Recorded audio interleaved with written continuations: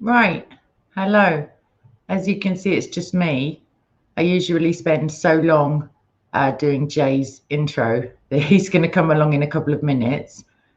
So, for anybody who doesn't know, Jay is, firstly, he's a brilliant person. Like as a personal friend, I have a lot of time for him.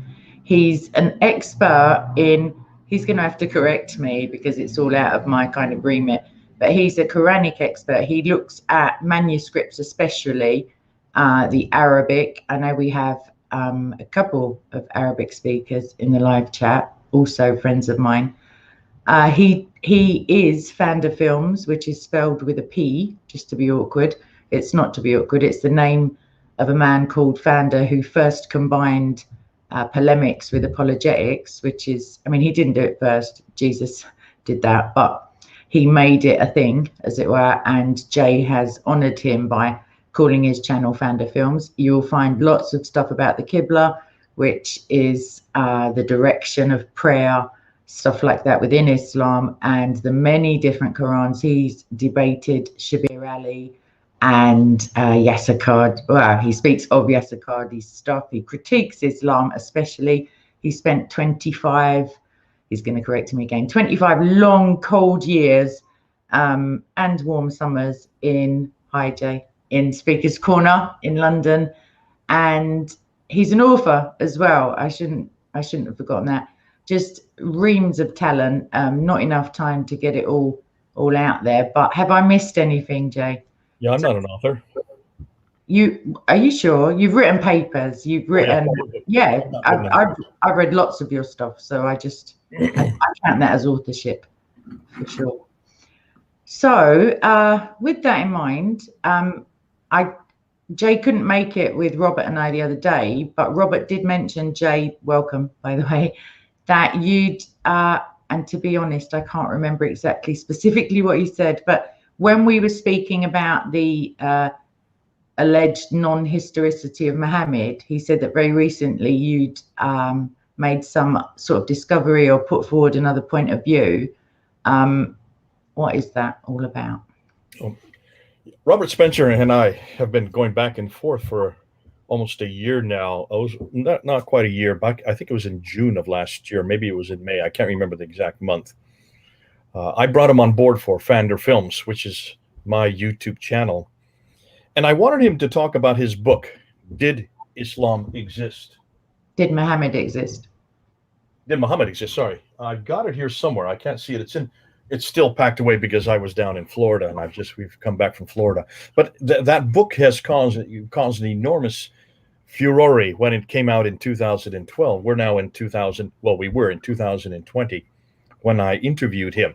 And in that interview, I wanted him to unpack where he's gone since 2012 in the last 8 years. And he was moving and saying that much of everything that he wrote in that book, he still agreed with. And I was excited to hear that because I have been working on this theme since 1994, 1995, when I did my first debate on this very subject with Dr. Jamal Badawi at Cambridge University, there at Trinity College.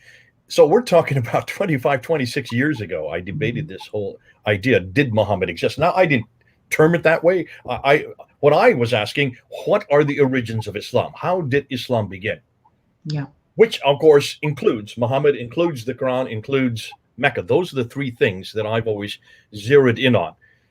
If Mecca did not exist in the 7th century, you've got a problem. You see that, Kay? Yes. Yeah. If Mecca didn't exist, what are you going to do? What are you going to do with the references all the way through the Quran and all the way through the tradition? Chapter 7, verse 24 of the Quran, which says that Adam and Eve were thrown down to the earth. You go to the traditions in the 9th and 10th century, they were thrown down to Mecca. Throw that out because that would be the first city in existence or the first hamlet or the first settlement for mankind. So that would have to be thrown out. Not only the Quran, but the traditions on that. What are you going to do with chapter 21 of the Quran? In chapter 51 to 71, you have Abraham living Well, now it doesn't say Mecca, and this is the problem with the Quran. It doesn't give the word Mecca. It just says living in the city where the Masjid al-Haram is. The Masjid al-Haram, of course, is known today as the Kaaba, where it would be the place of bowing, the forbidden place of bowing is how you would translate that word. The forbidden place of bowing, which would be the Kaaba. That's what Muslims assume is. So that must be Mecca. So they place him in Mecca in chapter 21. And that's 1900 BC. If Mecca did not exist even as late as the 7th century AD, you throw that out. Historically speaking, that's a no-brainer, right? Yeah. And then, of course, in all the traditions, it's very clear in the Sirah of Ibn Hisham, written in 833, it's very clear that Muhammad was born in Mecca, that he was living there until 622. So for 60 years he lived in, for 50 years he lived in Mecca, right? And then he moves from Mecca up to Medina. Now there's another problem. If there was no Mecca in 622 or 570, where did he live? Not Mecca, obviously. He lived somewhere else. So that throws that out. So you can see place after place after place after place after place in both the Quran and the traditions. If you don't have this city, you have shown a huge hole in the narrative. Have you heard that phrase before? Holes in the narrative. There's more than one of them, exactly. So that's one hole in the narrative. Now we've just found out in just the last 2 weeks. Look at this. Just in the last 2 weeks, we're in March of 2021. We have just now found out that the trade route, remember all the trade went through Mecca? Remember that was debunked? Yes, I saw you. Sorry, can you mute your YouTube, one of them? I can hear myself back again. I don't know. I'm not a tech guy, so I have no idea. Maybe I need to put on earphones then. Potentially. So have you been hearing me back again? Sorry. No, I can hear you the once and myself. I don't know if anybody else can. Actually, now I can't. Only very faintly. It's as long as it's not putting anybody off, then it's fine. Okay, if it becomes a real problem. Tell me about the trading routes. Everything's still packed up. I haven't unpacked everything, so I have to go and hunt it and look for it. So here we have a real problem, Kay. If Mecca did not exist, and yet all the traditions say he did, if Muhammad was born there and it did not exist, what are you going to do? Now, here we just found out that the trade route theory put out by Montgomery Watt in the last century. So the last century, Montgomery Watt says that the reason why Mecca is so important because it was the center of trade. The trade which came across the Arabian Sea, landed there at Aden, went to Najran, went to Sana first, then Najran, then the Taif, then down to Mecca, then back up on the plateau to Yathrib, Tabuk, Khaybar, Tabuk, and then on up to Gaza. That was the trade route. That's what he proposed in the last century. Patricia Crone comes in 1987. Now, she reads and writes 15 languages. All of these archaic languages from the same time period that these traditions were being written. And she goes back to the Akkadian, she goes back to the Syriac, she goes back to the Nabatean scripts, she goes back to all these trading documents and debunks that in 1987 with one book called Meccan Trade and the Rise of Islam, showing that there was no trade whatsoever from Taif down to Mecca and then back up to a place called Yathrib. That didn't exist. There was nothing on any map. She couldn't find it on any map until 900 AD. So that was thrown out of the water very clearly. And what she said was that all the trade was maritime. It went up by the sea, the Red Sea, right? Look on a map. You can see the Red Sea there. Yeah. And I jumped on this. For the camels. Go ahead. I said makes it difficult for the camels. Therefore, you people who only use camels are not much involved in the sea trade. Yes. There's another reason, and we just found this out in the last 2 weeks. So can you see Robert Spencer's problem? Because he is writing books that has to be published that only get finding out to people's hands until July. He published this new edition for Did Muhammad Exist back in December of last year. You're not going to get it in your hands till July. And we're already debunking Robert Spencer. He can't keep up. And I said, Robert, the problem you're having is you're writing books. Books are too slow. No comment, Your Honor. No comment at all. I don't want to get involved with you boys because I don't know whether David would come around yet. I just don't know. What I would say though is the Quran. We're not arguing. I'm just saying, can you see the problem? What I'm saying to Robert is get your face out there and start using videos, because videos, they get them as soon as something comes down the pipe, it goes up there. Now, when I was, this is what's really fascinating. So here's the newest material that's just come out in the last 2 weeks, Kay. We've already debunked any reference to trade going up through Mecca by land. That was done in 1987. We're now in 2021. We just found out some brand new research has been done in the last year looking down at the Red Sea from above. And of course, the question always comes up, what, if Mecca is not on the sea, what was the port that Mecca used? Well, Jeddah is the port that it used. So historically, Jeddah supposedly hasn't been in existence since the 2nd century BC. That's what Wikipedia says. Hold on a minute. And listen, we all trust Wikipedia, right? Yeah. Do you trust Wikipedia? Not always. I do like to have addition. I mean, I trust it over the Quran, if that helps. Well, I trusted Wikipedia because I put up a video 2 weeks ago saying, yes, Jeddah did exist since the 2nd century BC. Boy, did I get hammered. And that's the beauty of YouTube. Immediately people can shut you down and cross you right, left, and center, say you have no idea what you're talking about. How dare you just take Wikipedia at its word? Look at the sources that Wikipedia used. Well, lo and behold, what do you think Wikipedia used for its sources? I wouldn't like to answer. The Islamic traditions. They weren't even the early traditions. They went back to traditions that were written in the 14th and the 15th century. 600, 700, 800 years after Muhammad, and they were the ones that said that Jeddah existed since the 2nd century BC. Well, sorry, so were they the ones who were trying to get the Islamic story straight, as it were, these 14th and 15th century guys?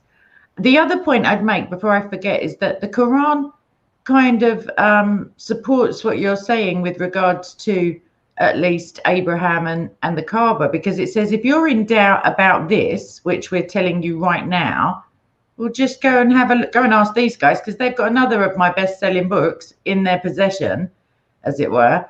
And Abraham's life is documented to the most minute detail. If he goes to a certain field, if he buys a plot of land, if he, sneezes, basically, somebody is there.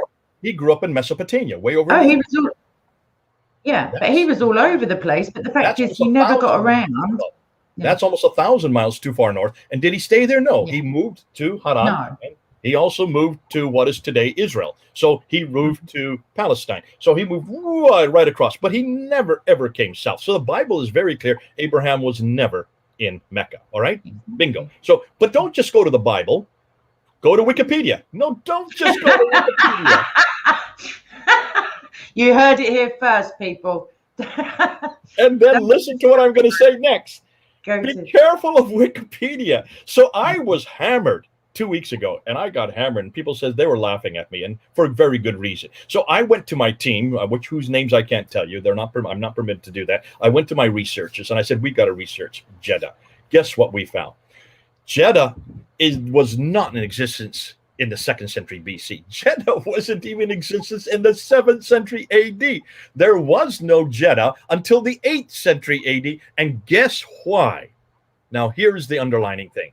The reason why is because none of the ships going up the Red Sea went up the Arabian coast.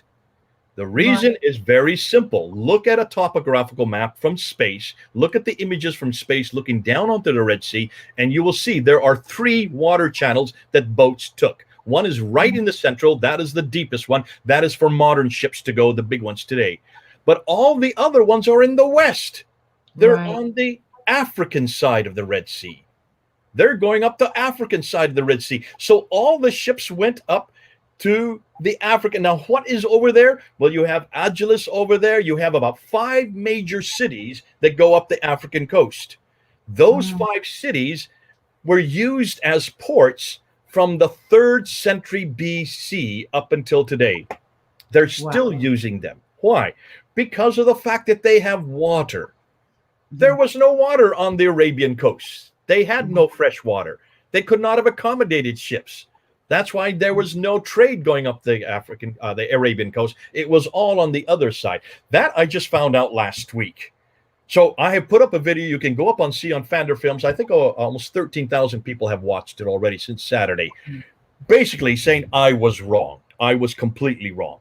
And so now is Robert Spencer, bless his heart. He's going to have to redo his book even before it's published, even before it comes out. He's going to have to change what we now know about Mecca. Yeah, Amazon and Co seem to be pretty pro-Islamic. Maybe they'll let him abrogate a couple of chapters and just and put in an additional revelation, as it were, if he's Hey, got them. what I've said to Robert is you're going to have to publish this book every year because there's so much new material. If this, we've just found this out in the last 2 weeks. Look at the coins. He didn't even come to conclusions on the coins. He had no idea of, well, he did have ideas. He just didn't put it in his book of what we now know about the coins. What do the coins tell us? Well, there's no reference to anybody named Abu Bakr, Umar, Uthman, or Ali on any of these coins. There's no reference to anybody named Muhammad on these coins until 692. Muhammad died in 632. That's 60 years before they get Muhammad's coin on that, and that's in the Shahada. So you can see. Yeah, maybe that's when they got brave enough to ignore his like prohibition against pictures and images and stuff. Maybe they waited 60 years in case he was going to resurrect. No, because there's still images on those coins. I know, I've always found that odd. Yeah. Up until 696 of the Malik's image are on the coins, and then finally in 696 he takes his image off, which means this whole problem with iconoclasm had nothing to do with Muhammad. It was a later innovation. Yeah, this is an innovation. What I've seen recently that's really encouraging, quite a few different things. Israel has had a like a momentum to recover new Dead Sea Scrolls in the Cave of Horrors, it's called. There's been, I think, some sort of chariot on different archaeological findings have been attesting to the veracity of the Bible in ways which are like pretty edifying when I look into them. I'm not an archaeologist, obviously, but they seem to me, I don't know, I like the fact that they're attesting to the truth of the Bible as opposed to like casting shadows.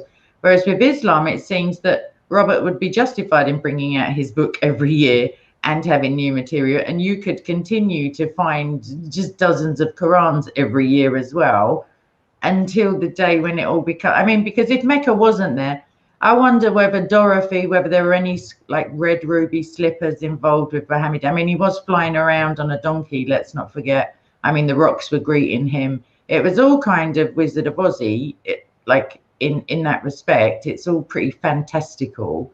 So hopefully there comes a day when it's viewed on, you know, as a fairy tale rather than a means of stealing people's salvation, like, or potential salvation, I should say. Can you see, okay, what we're saying here? This is basically what we have done is since the 1800s, we have put the historical critique. That means redacted criticism, which starts from the premise you say something today, you redact it, you put it back onto someone who's much earlier. With source criticism, you introduce material into your text that is borrowed from other documents, other sources.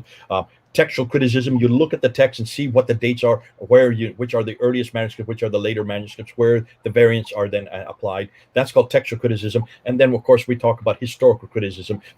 This is what we've just been doing, looking and seeing what history tells us from the artifacts, the tablets, the murals, the stelas, the obelisks, all these artifacts that are being dug out of the ground. Look and see what history, when you look at those artifacts, those rocks and stones and bricks and mortar, when you look at them, what the story they tell us, see if it corroborates what the text says. So that's all that has been done to the Bible and has been done since the 1800s.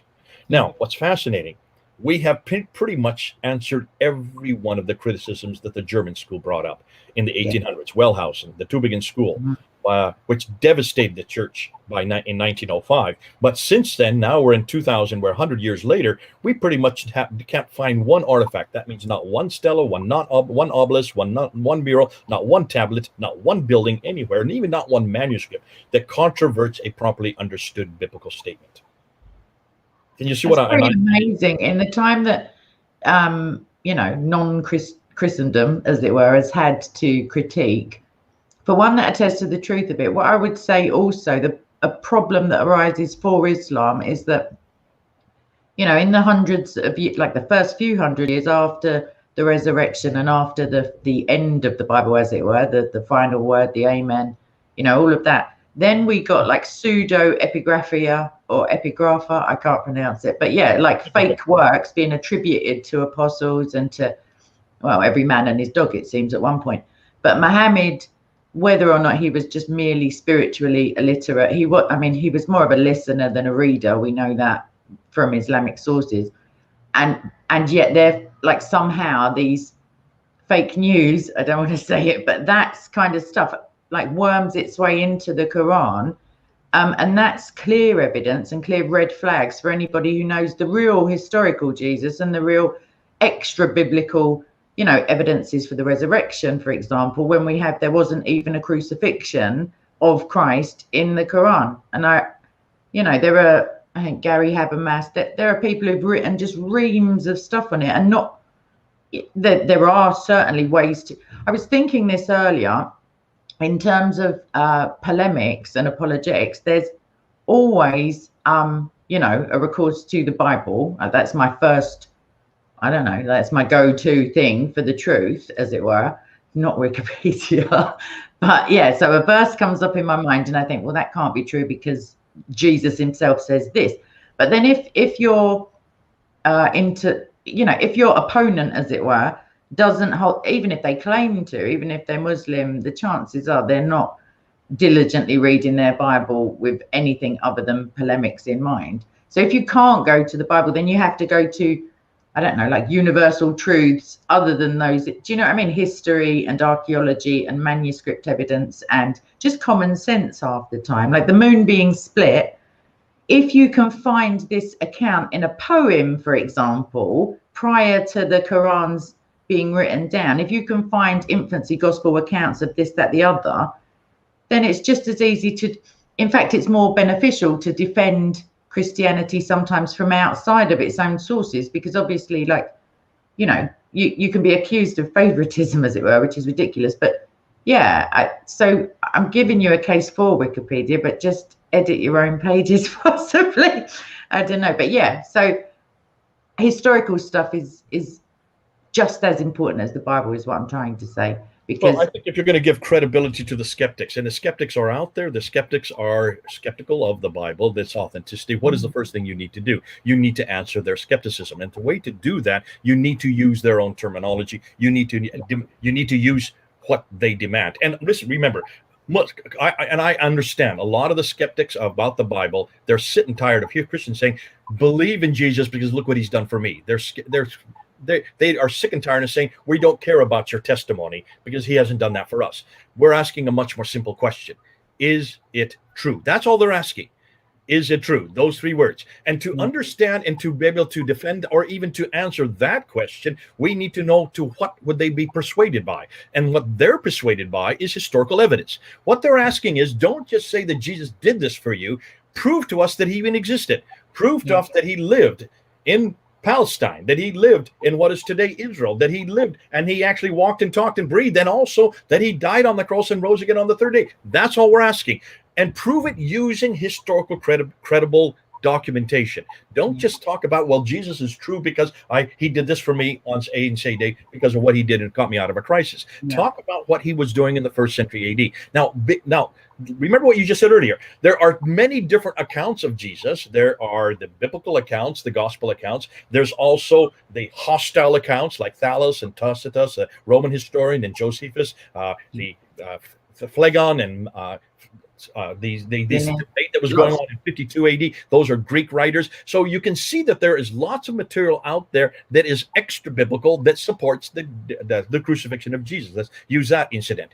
What you can also go to let's go to the Gnostic writings. But the Gnostic writings don't even come to appear until the 2nd, 3rd, and 4th century. And those writings, when you look at what they say about Jesus, look and see what they say about his childhood, because most of them are about his childhood. That he was devious, that he lied, that he used his magical powers to kill people. Is that the Jesus you believe? Now, if you're going to use, not unless he had a very troubled childhood and some sort of miraculous intervention. No, that's not. Hold on a minute. Would you go to 2nd, 3rd, 4th century Gnostic writings that were not in the same area Jesus lived in and not even the same century he lived in? Or would you go back to the very century he lived in by those who knew Jesus, like Matthew and John? They were eyewitnesses to what they wrote. Mark and Luke got it from the eyewitnesses. Would you not go to those? And when you look at the Jesus of history from the 1st century versus the Jesus of the Gnostic account from the 2nd, 3rd, it's a completely different Jesus. Now, let's put that same question and put it on to Mohammed. Would you go to Muhammad of the 9th and 10th and 11th century, which are the traditions that you're still using? I just heard you quote it. I just heard you saying Muhammad did this or Muhammad did that. You're quoting from the 9th and 10th century. Why are you even using that Muhammad? Shouldn't we go to the 7th century Muhammad? Because there is a man named Muhammad in the 7th century. But you can't find him, apparently. Yeah. But you haven't kept up with the newest material. There is a Muhammad from the 7th century. That is what Robert was saying. You were saying that's exactly. So what was his name? Actually, was a Christian. His name was Muhammad. That was his nickname. He lived in what is today Kufa, way up in Hira, which is in Iraq.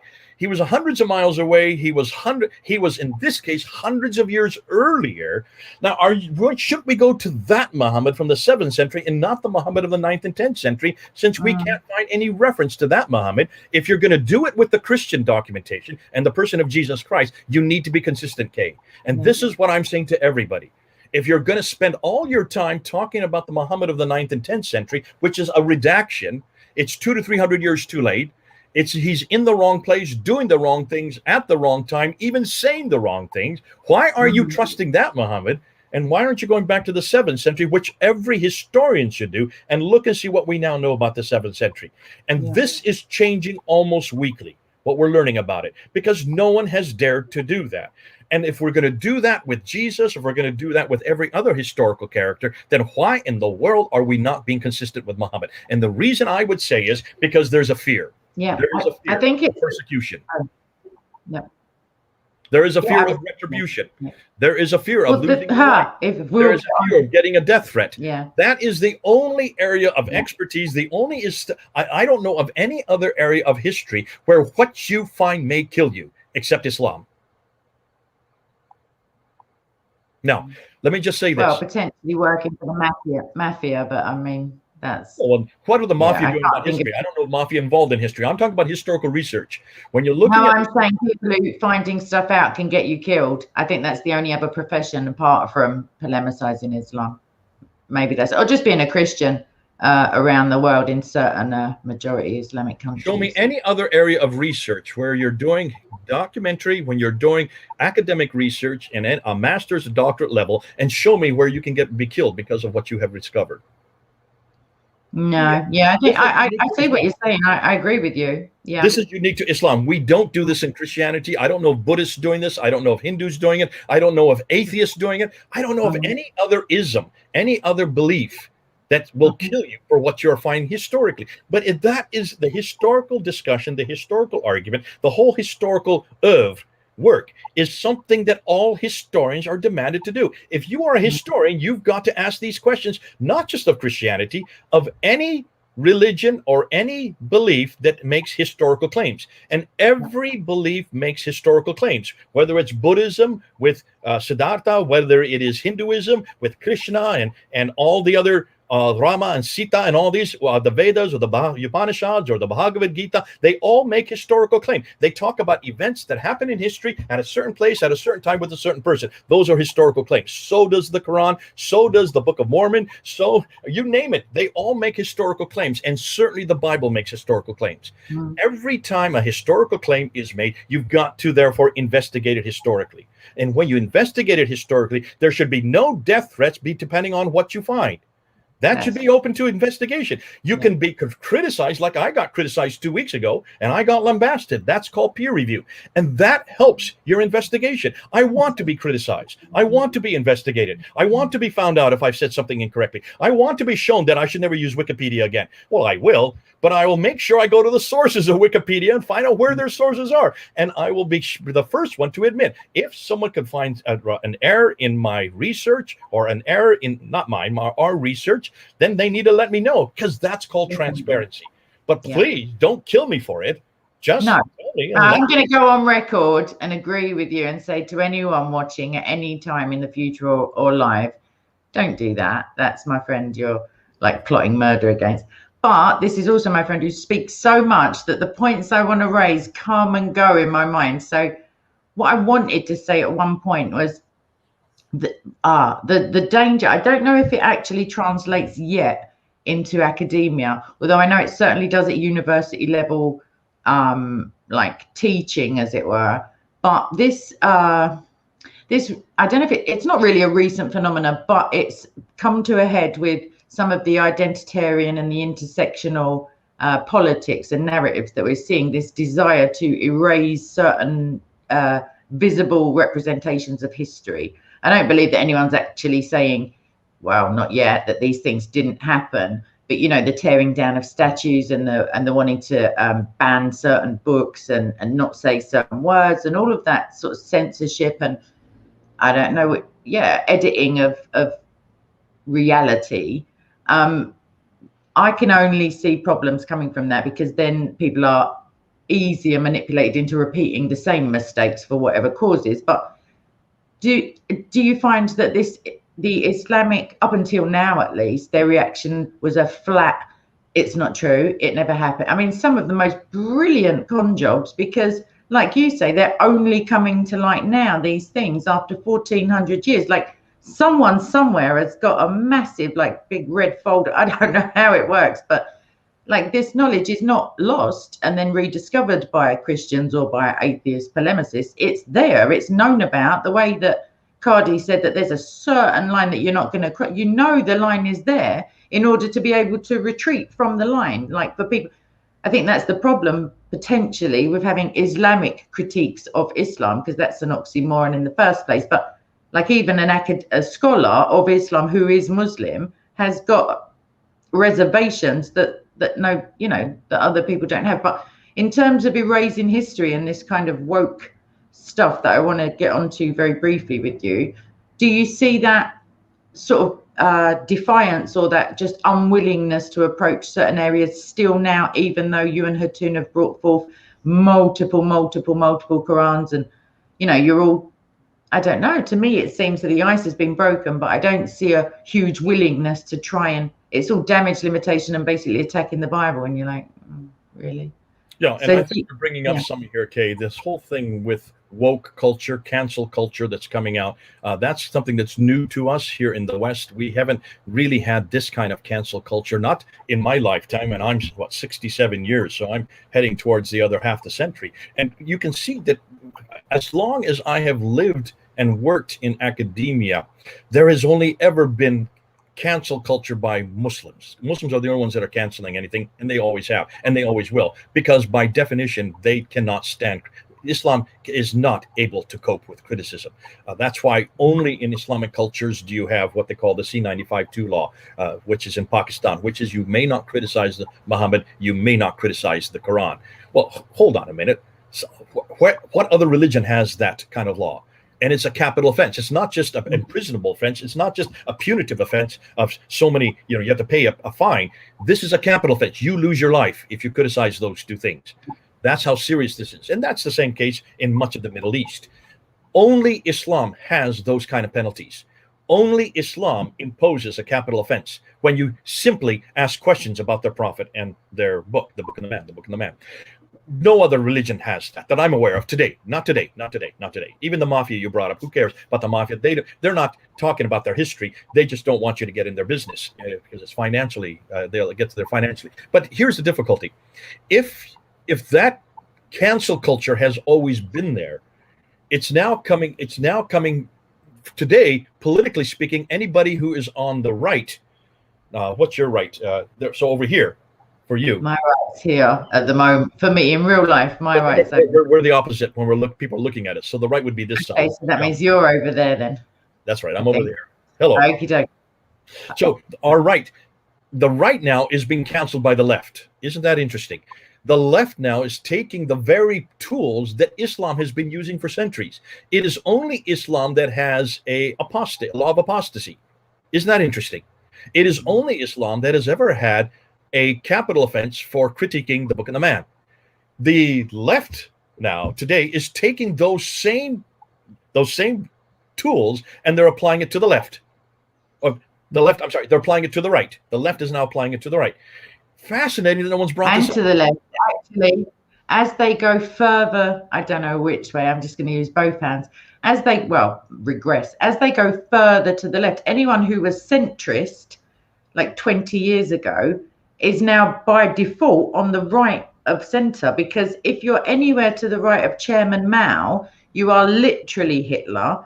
like, and that's the end of it. And it only takes someone to say it. And what I was going to argue, I mean, I would say that this cancel culture and deplatforming is very similar to excommunication, but only in the sense of in the time of Martin Luther, maybe, like when it was a big deal to not be involved in the only or one of two main branches of the only church, as it were, like Orthodox or Roman Catholic. But what I see is that even though atheism and pro gender cancellation and all of these kind of seemingly anti-religious sentiment, what the cult-like nature of these groups, all religions start being viewed by other people as a cult. And I see that with these Antifa and Black Lives Matter and various other like pseudo-Marxist organizations, that they have their own sacred scripture. They have the like left-wing, I don't know, microaggression handbook or whatever it is. They have their icons. They have dead people who are, you know, painted everywhere, and you must say their name. That's another kind of religion, you know, like it depends whether you think of it as blasphemy or non, like, but you there's a mantra. There are like literally physical positions to, you know, this very similar stuff. They have their own songs. One of them is F Your Jesus. Like, I don't appreciate the lyrics. It's quite thick. But the point is that it's got all the, you know, it's got this reprogramming linguistic kind of function to it. And if you are in the group and then you miss a meeting and they've changed it from, I don't know, like if lesbians are now outside of the group, all of the, I don't know, because I don't keep up with the new happenings. But I know that just for something as simple as, I don't know, if all of a sudden, you know, it's people of color, not colored people, and then it's LGBT something, and then you can't say the T part because there is no gender, like you will then become persona non grata. And not only that, for very well-known Americans and Europeans, they will, you know, death threats are kind of the least visible element, but they will just be cancelled in some sort of Chinese credit scoring. They're just missing all of a sudden, or they're being pilloried to the point, like a Guy Fawkes figure. I don't know if you have that over there, but like an effigy of a truly like evil person, which they're clearly not. They've just said the wrong words. They've just had the cheek to have an opinion about something that's held to now be sacred, which is only 20 years in the making. Like our whole education system has shifted in such a short amount of time. If you told an English person of 40 years ago that they could be arrested for writing down, you know, she instead of the preferred, like they would have laughed you out of the pub, basically. But sorry, you were going to say something. I was ranting. And I think that's what we're seeing this happening in just the last few years. I would suggest that this is something that those of us working in Islam have been used to for our whole career. My whole ministry has been, I've had to deal with censorship. I've had to deal with demonization. It's the demonization and it's the shutting down of freedom of speech that bother me the most. Because when you demonize an individual, the other side, when you demonize the other side, what you're saying is, I don't want to have a discussion. And what that tells me is if you don't want to have a discussion, that means you don't have a platform. You can't defend your platform. When you cannot defend your platform, when you cannot defend your ideas, when you cannot defend your narrative, and the only thing you have left to you then is to incriminate the other, to use ad hominem. It starts with ad hominem. From ad hominem comes to demonization. Once it goes to demonization, the next step then is to cancel them. And then you put that in law. And that by that time, and we're seeing this. You're saying this. This is example with the cancel culture, the woke culture. That has been something that Islam has done very effectively.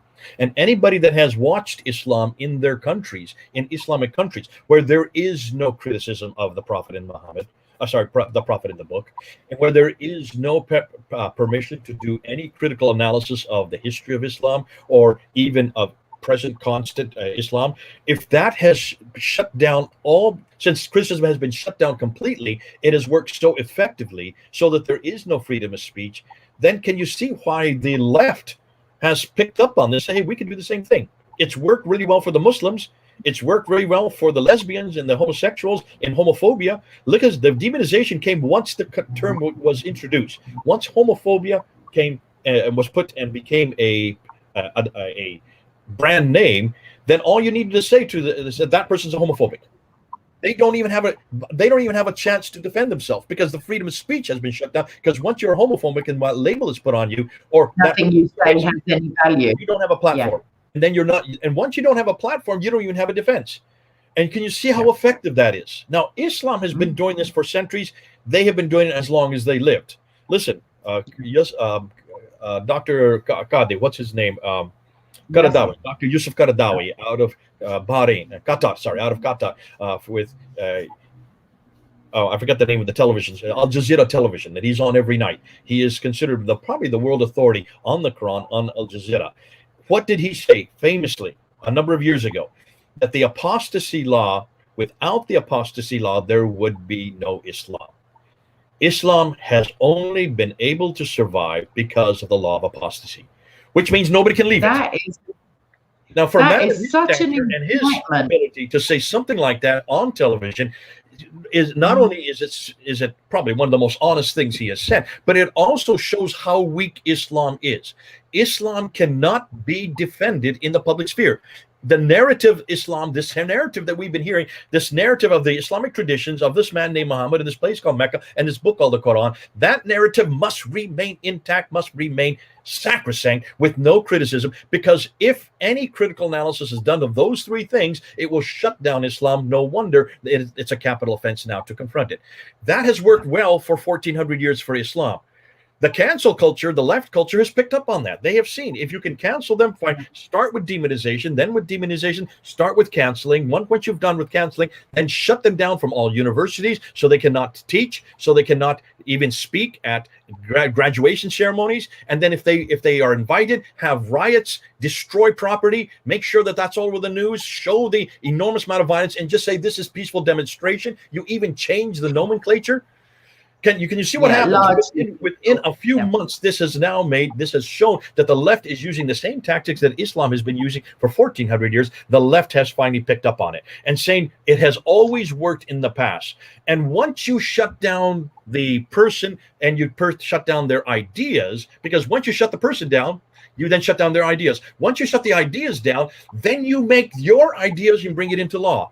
So that law stipulates that anything else against that is against the state and it's against common sense. And of course, then you don't have any freedom of speech. Once freedom of speech shuts down, what happens to the rest of us? And that's why Christianity has always been at the forefront of freedom of speech, because we have nothing to hide. We have been transparent. There are no red lines. Remember Jasad Qadi talking about the red line. We don't go beyond this red line. That has never existed in Christianity. The thing is, Jesus says, I can hear my voice quite a lot now. I don't know. That's really odd. Okay, now it's fine again. Yeah, Jesus said the truth will set you free. And that's all. That's the only part of the Bible you need to know in terms of red lines. The truth will set you free. I mean, he, of course, is the truth with a capital T, but just in other respects, I've never had a priest or a vicar or any sort of clergyman or Sunday school teacher or theologian that I might speak to. No one has ever said, I wouldn't look into that if I were you. Oh, no. Like, even we had the ridiculousness of the Da Vinci Code and people traipsing around different churches looking for symbols and so, like all of this stuff. But it doesn't damage the brand, as it were. It can't damage Christianity because Christianity is true. But at the same time, Islam is very similar to a house of cards. That's all I can keep thinking of, because everyone has to keep their mouth shut in case they say something that blows down the bottom deck of cards, and then it just crumbles. But the fact is that whilst it crumbles, the shape that's been made around it by 1400 years of intimidation, because we don't know.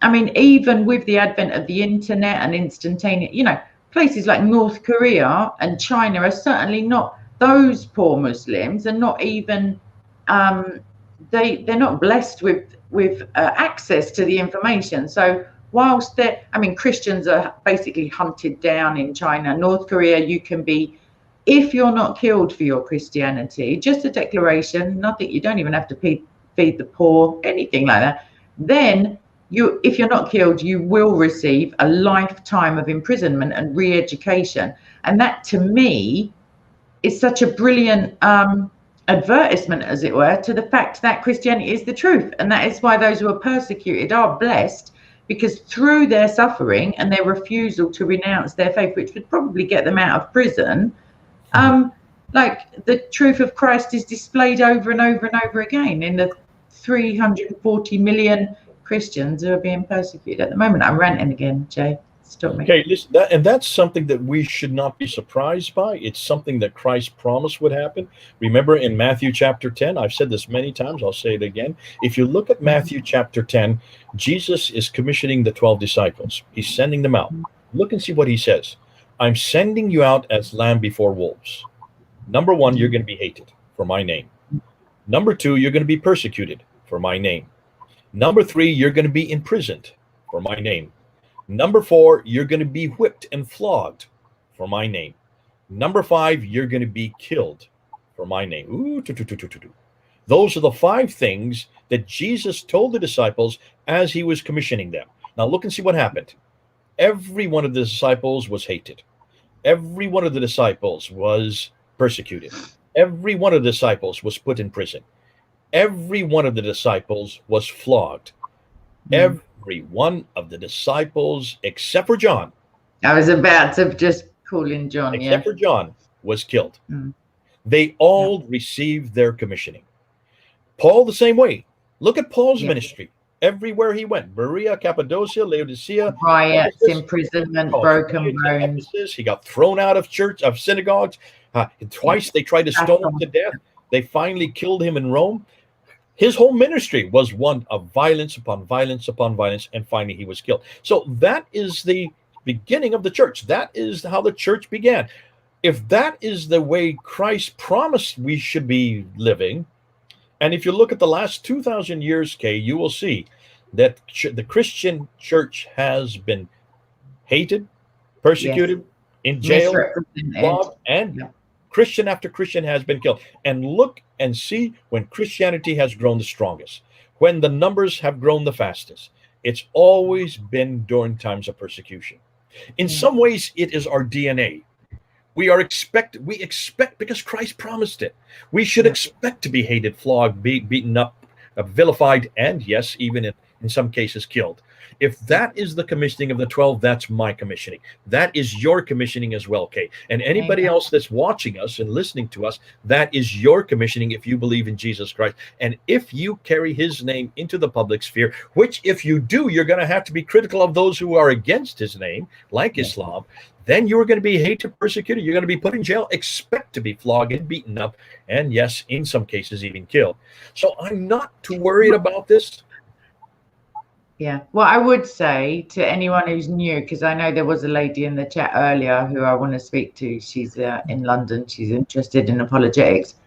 And to some old timers, to be fair, the Bible says you will be hated, but nowhere does it say go out and make them hate you. Like there's no glory just in being hated, because that person is a murderer in their own heart now, if you see what I mean. So you don't need to. If you have the reason that Christianity is like the reason that weirdly such a rigid Islam and this ever changing, like morphing monster that is this wokeness, the reason they can be so unified in respect of hating Christianity is because, I was saying it to Robert the other day, because they both give lies, as they both promise utopias or Jannas or like just things that are not ever going to happen. And Christianity as the truth has to come along and say, like, as a, you know, as with my love for you that I've been commanded, I have to tell you it's not going to happen, love. Like, no, there's no porn party in heaven. There's no utopian, I don't know, communist. I don't even know what these people want. I don't think they do either, apart from some like medication, hopefully.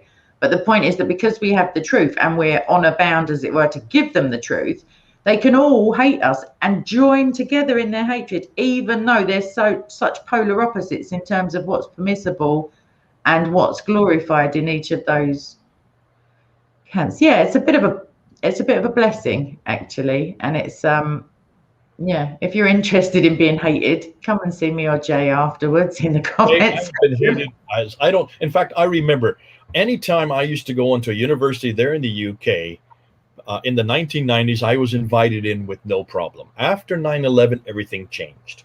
Yeah. Then Islam became a religion of peace. The new narrative was now one of peace, which suggests... Wasn't it always? It So- wasn't always the religion of peace. It wasn't the religion of peace when I be fired 9/11. You weren't in this battle with us at that time, but it was much more violent in the 1990s at Speaker's Corner. We got beat up quite often. Oh yeah, no, I'm saying it's always been violent. It's never been peaceful. No, but it's I'm not saying violent today. I It's didn't not. know it was a PR drive, like after 9/11, to become. Okay, it's not really violent today. I mean, since Yeah. in this century, it's hardly any violence. And when there is I'd violence, say the Mozambican children who just were beheaded. I'd say the Nigerian. Okay, I'd say I'm talking about it's Speaker's ever Corner. so violent. okay, I'm Sorry? talking about Speaker's Corner. Oh, I see. Yeah. No, you never were there when it was really violent. It was much more violent in the 1990s. Today, if someone gets beat up, it's all over the news. Like when Hatun got beat up, that was on everybody's channel. That we would get almost, not every week, but almost every month, we would get beat up in Speaker's Corner. Punched, had glasses broken. You can see where they try to open up my throat here. And I was bloodied many times when I would get home. So that was something that once the narrative changed in 2001, then, of course, it was very clear that they couldn't beat us up anymore. So what did they do? They started call us hate preachers. They started using the term Islamophobe. So much so that I got shut down from every university by 2010. Within 9 years, I was not permitted to go on any university because I was a hate preacher. I was an Islamophobe. Now, what was I saying that was hateful? I was confronting Muhammad and I was confronting the Quran. Isn't that interesting? Not hateful, though. What's hatred about that? So, and I haven't stopped because I've been doing that since 1995. So for 26 years, I have been confronting the Quran, Muhammad. Now I add Mecca, confront the book, the man, and the place. Three things I confront. So this is this way of shutting down is just by demonizing. I've been demonized for the last 11 years. Remember Paul Williams? Anytime I get on the ladder, what's the first thing Paul Williams say? He's a hater. He hates Islam. He hates Muslims. He never said I guess Islam. these are the times when he was a Muslim. What if I said that was hateful? Yeah. I But tell then you he would what, say things against me. He would say things against Beth or Sarah or especially against Hatun that were absolutely denigrating. And I would say, look and see who's the hater here. I've not said anything about Paul Williams. I've not said anything about any Muslims. I'm not interested in confronting Muslims. I'm interested in confronting Muhammad. I've always been interested in confronting the Quran. That's not hateful. If that is hateful, then we might as well shut down all of our research academies. Just shut down all the universities. Shut down any research on Islam, because anytime you do anything to do with the 7th century, if you're going to interpret that as hate, then what's the purpose of even having research? What's the purpose of having any institutions of academia?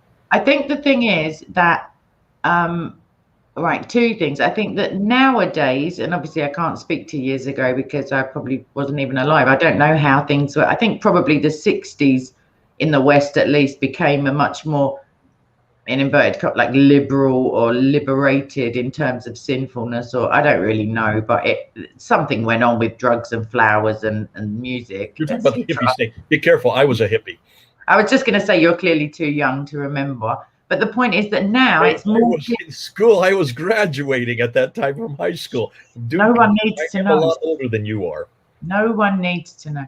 But the point is, listen, I don't sit there and apologize for being old. I know I'm old. I'm not calling you old. I'm trying to say that nowadays it's offense taken is a crime. Like it literally is a crime. And that's something you can't ever really police in terms of ethics, because like I've said it before, my sister and I, we're both Christian. We both have similar education levels. We both have similar Christian views. We're both women. We're both mothers, blah, blah, blah. But a joke, I'm very, very much more, she might not like this, but I'm more down to earth, definitely. More of a laugh, I would say. But the point is, someone can say a joke when we're both standing there. She could take massive offense, potentially. I think it's the funniest thing ever. Therefore, clearly, it's not the words that are being spoken that are offensive. They can't be. To say Mohammed is not a prophet, he's not. The Bible says he's not. End of story. If that hurts somebody's feelings, they can go ahead and dismiss my opinion as something they don't appreciate, or if they want to, form a defense of some sort of apologetic, yay. But no, what they do is attack the Bible because their hurt feelings translate into the childish knee-jerk, I'm going to hit you back. You just smacked me. I'm going to smack you back now. Or I'm going to pinch you because you pulled my hair. And then it's the Bible, the Bible, the Bible. And what I don't understand for the life of me is Allah is supposed to have revealed the parts that they are polemicizing. So I'm thinking, like, you're doing my job. Like, your non-spiritual interpretation of these verses, their interpretation as how can God do this? I just say, how can he not? What do you mean, how can he? He can do anything he likes. If he says it, it's true. That's the end. But I'm ranting again. Muslims are the best in the world at limiting God. They always tell God what he can and cannot do. I thank God we don't have They did make him. I mean, the Allah version. So. It would be easy. It's the simplest thing in the world for God to take on human form. But Muslims, no, God can't do that because our God can't do that. And they're usually what they're doing is they're defining their Allah, the God, who doesn't even have a name, it just has a title. And they're saying, because our God can't enter time and space, because our God can't come to earth, your God must not be able to as well. And I say, my God can do anything he wants. Get a bigger God. Come on home. We've got him. His name is Jesus Christ. And that's why you can just take that and throw it right back in their lap. If they don't like us to if they don't want us to say Muhammad's not a prophet because that offends them, then just throw it right back in their lap. So then don't say Jesus is not God. Just don't watch the video. Don't read the words. Just move on with your life. Like, they don't care. They don't seem to care what I have to think about politics or the price of bread or anything else. It's only my views on this really touchy subject. But if something is the truth, and it's grounded in objective morality, which the Bible is, like, it doesn't matter if someone is, even Jesus said, you will be forgiven if you insult me or the Father. Like, seriously, stay away from the Holy Spirit and that. But it's not unforgivable. It's not a death sentence for sure to be chopping people's heads and hands off, and it's outrageous, but it shows at the core that Islam is more concerned with the outer, which is an inverse morality. Like Christ says, don't worry about the flesh and warring against it. You've got much bigger problems. I mean, that can manifest. Okay, to be fair, Muslims have to do that because the Quran says so. When it says that's in chapter 47 of the Quran, verse 4, to cut off the heads of the unbeliever. When it says to chop off the hands of the thief, that's in chapter 5, verse 38. So the Quran is very clear that if there's anything that gets in the way, chop off the hands, cut off the heads. When there's an adultery, you're supposed to stone them. That's in chapter 24, verse 2. That's the verse on Rajam, which has now been changed and abrogated. This is what the Quran does. It abrogates it to 100 lashes. So it's obvious that Muslims have to follow their Quran. If they follow the Quran, they are going to be violent. Have you noticed in just this last week, they now want to, in India, they want to take out 26 verses out of the Quran. They want to republish the Quran with all these violent verses. They want to take out chapter 47, verse 4. They want to take out chapter 8, verse 39. They want to take out chapter 29, verse 5, and chapter 29, verse, I think it's 29. Sorry. Chapter 9, verse 5, and chapter 9, verse 29. They want to take all these verses out. Why don't you just chuck it all out? They're taking the first 26 out because it's just not relevant for today. That's the beauty of our New Testament. We don't have any verses we want to take out because there's nothing in the New Testament, there's nothing in the gospel of Jesus Christ that is not as relevant then as it is today. There in the I'd say there's nothing in the entire Old or New Testament that's not relevant, because if you see the time in which it was spoken, I mean, God is just strolling through Deuteronomy and Exodus. He's like literally on the ground there with the troops, as it were. So if anyone thinks, well, that was a long time ago, no, you get to see the character and the passion that God has for forging and redeeming Israel into something worthy of his favor, if that makes sense. Like, he's up against some pretty ridiculous odds, but he is God. But I mean, he's working with a bunch of lunatics who just can't keep it together for 5 minutes. But the point is that, get into that whole discussion, we do need to bring this to a conclusion. And it's good that you brought up from the very beginning. You asked, what is it that we're finding today? That was your first question. And then you said, what is happening to what we're finding? Well, we're finding all kinds of damaging material from the 7th century that they don't want to talk about. They just want to stick with the 9th and 10th century. Even most of my Christian brothers still want to quote the 9th and 10th century, like David Wood and you just done. Okay, you still believe Muhammad exists. I don't believe he was even there. I have no strong feelings either way. He did not exist. So Yeah. what we're going to do is, if this is something that we need to have freedom of speech to continue to table, we need to have this freedom of speech to continue to get out. We need to have YouTube that doesn't stop deplatforming us and monetizing us and taking Yes. and throwing us out. We must make sure that freedom of speech is kept sacrosanct, because not only does Christianity thrive when there's freedom of speech, Islam thrives when there is not freedom of speech. It's Yes. just the opposite. Islam is dependent on cancellation. Secrecy and Islam is lies. Yeah. dependent on abrogation. Listen, when Muslims have ever found a problem with the Quran, what do? They just write many other ones. Look at these here. They write 30 of them. They look 30 of them, lovely. not one of them agrees. Yes. When they have problems with their manuscripts, like that one up there, that manuscript up there, they just change it. They accrete it. They delete it. They insert it. They erase it. They cover it. And we have 4,000 of these coverings that we have now found, and these accretions and deletions and corruption. They just keep correcting it so that they keep standardizing it. That's what the Islam has always done with its Quran. That's what they did with their Quran, the Qira'ats. When they have somebody that they don't like, when they have somebody who stands against them and actually confronts us and brings us out in the open, they put death threats out. And once they demonized you and calls you an Islamophobe. See, listen, only Islam has this nomenclature called Islamophobia. There's no such thing as Christianophobia or Hinduophobia or atheophobia. It doesn't make sense. Only Islam has that. And the reason why, because the book itself says so. It says so right there in chapter 9, verse 5. It says so right there in chapter 47, verse 4. And I could go on and on and on. Not just 26 verses. There are about 150 of these verses that are vital. So you can see why Islam has to do this. Muslims have to do this because they have no other place to go to. That's the only truth they know. And if that's the only truth they know, they must protect it, because it cannot stand up to public scrutiny. And it cannot be debated in public.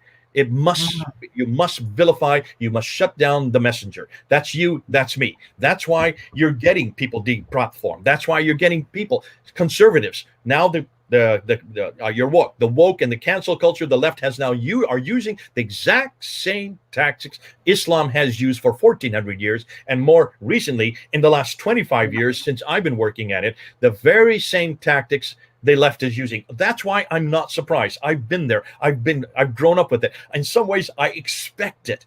But all the more reason than why we must be careful about what we're doing right now.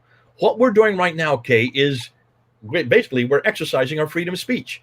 The fact that you and I can say these things here on March of 2021, will we be able to say the same thing? Will we be able to have this kind of discussion in just 1 year or 5 years? We must make sure that these kind of discussions are permitted, that this kind of material is out there, that our good friend Robert Spencer can still pull out and bring out and publish his books, and even ask the question whether Muhammad existed, whether Mecca existed, whether Quran ever came from Muhammad or even came from heaven. These are the questions we need to have the freedom to ask. We demand that because we as Christians allow it on the Bible. We allow you to say anything you want about Jesus Christ. You can say anything you want about Jesus because he can take it. He is big enough. He's such a big man. He's such a big God. If he was really God as he is, then he can take any criticism. That's the beauty of Christianity. That's the beauty of Jesus Christ. That's the beauty of what we stand for. We demand of any other religion, any other faith, any other belief, any other ism that they hold to the same categories that we hold to. And that is no red lines. Please, no red lines. Let us ask any question we want, but give us the freedom to do so. Let us do so here on StreamYard, or let us do so also on Google. Let us do so on YouTube. Let us do so on Zoom. For heaven's sakes, just give us the freedom on Facebook to be able to say this. Because if we do not say this, then there will be only one narrative. And that narrative will have disastrous effect, because the truth will be sublimated. Once you sublimate the truth and you don't give any avenue for the truth to be heard, then folks, that's a world I don't want to live in. Thank God we don't live in that kind of world, because that's not the world Jesus Christ asked us to introduce. That is the world that is quickly becoming the case because of the fact that cancel culture is going there. But this is what I say, and I'll end with this. Let me just end with this. I've said this for years. The more you scratch, the more you find. The more you find, the more we shine. The more we shine, the more they whine. Oh, how sublime. Can you see why I've said that? And I've said this for years. Because it rhymes The more you as well. scratch, the more you find. The more you find, the more we shine. The more we shine, the more they whine. Oh, how sublime. I don't expect them to shut up. I don't expect them to pat us on the back. I don't expect them to open us with open arms and to hug us and say, come on board. We'd love to hear what you're saying. I expect to be hated. I expect to be persecuted. I expect to be jailed. I expect to, yes, even be flogged and beaten up. And in case, I am more than willing to be killed, because that's my commissioning. That's what Christ commissioned the 12. That's my commissioning. Kay, that's your commissioning. That's all of our commissionings. Can you see why we do not fear this? We do not fear this. I'm going to end on this then. Well, I'm going to make this quick case for Christ in a non-Lee Strobel kind of way, but just for the fact that information, like Christ asks us to, he doesn't, like, we're not to keep the light hidden. We're just literally to take this information out into the nations, to freely give it with love for a greater glory, for the ultimate purpose, for any human being's salvation and justification before a truly holy God. Like, as opposed to, let's have a look at the well, basically Satan, but let's have a look at anything that's not of God, which requires secrecy, lies, things to be hidden, things to be so sacrosanct in a perverse kind of way that they cannot be questioned. And what you find, I am being a bit sexist. No. Psychologically, what you find is with dictators or with narcissists or with people who cannot take criticism, they are deeply flawed at levels that you know, it can't necessarily be seen by friends, family, whomever. And we find with Christ, it's the complete opposite. He cannot be, like you say, he can't be hurt. He can't be offended, because if he was going to choose any time to be offended as a perfect man and as completely God, it would be when they were spitting in his face, nailing him up on a piece of wood like a common criminal, stabbing him, giving him like, I think the point at which he may have said, you've gone too far now, that's past. Like, we're all over it. He's very forgiving, and so are we if we're doing our job properly. So again, I'm not calling for anyone to get killed or to go out and make themselves be hated.